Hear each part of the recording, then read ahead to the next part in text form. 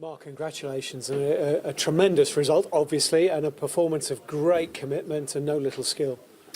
Yeah, I thought we displayed great character today and all the qualities that you need to compete against one of the best teams in the Premier League, if not in Europe, and irrespective of their troubles at the moment in terms of getting results on the board. Chelsea are a fantastic team with great individual talent, world-class players, and you have to do the job correctly and be resolute and concentrate absolutely to the last minute, to the last second of the game, and that's what we did towards the end, and we broke with good effect, and the goal itself that's won the game is a great goal from our point of view.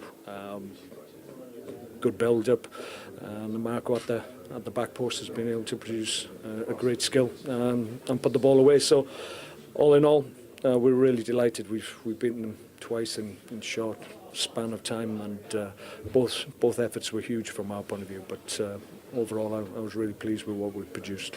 And people, who've watched the game will have seen a Chelsea side that played well. You haven't beaten a Chelsea side that were poor today. You've beaten a Chelsea side that really put in a performance. Which is exactly how they were in the cup game as well. We had to keep asking the guys to keep going and keep displaying the qualities that you need to display against a great team. A team that's struggling, as I said, at the moment just to get positive results. But don't let anybody kid you that they're a poor side. They're a very, very good team.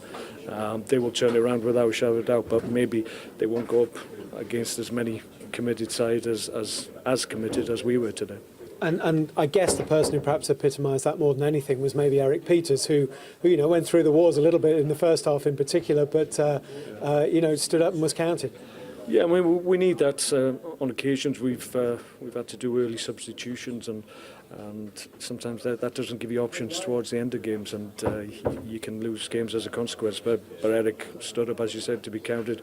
It was a really bad bang. Both nostrils were obviously bleeding quite profusely, so he did really well. Obviously, that affects your breathing as well, so it was a huge effort from him. So credit. And just ask you about Ryan Shawcross, how good it is to have him back, particularly when you're up against a centre forward like Diego Costa.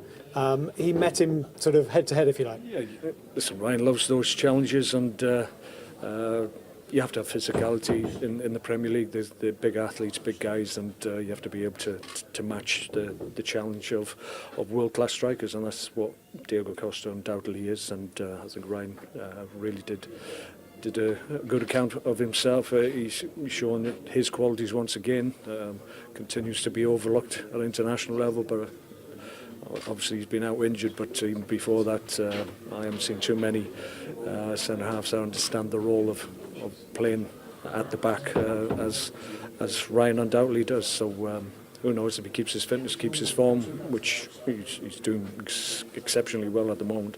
Then who knows, maybe international recognition will be forthcoming, but we won't hold our breath, maybe.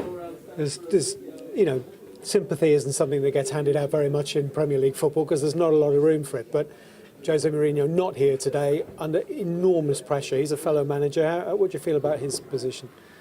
Well, it's difficult. I mean, we've all been in that situation, I would suggest, and you just got to keep winning so that the focus goes elsewhere. From my point of view, I've had similar situations, and sometimes you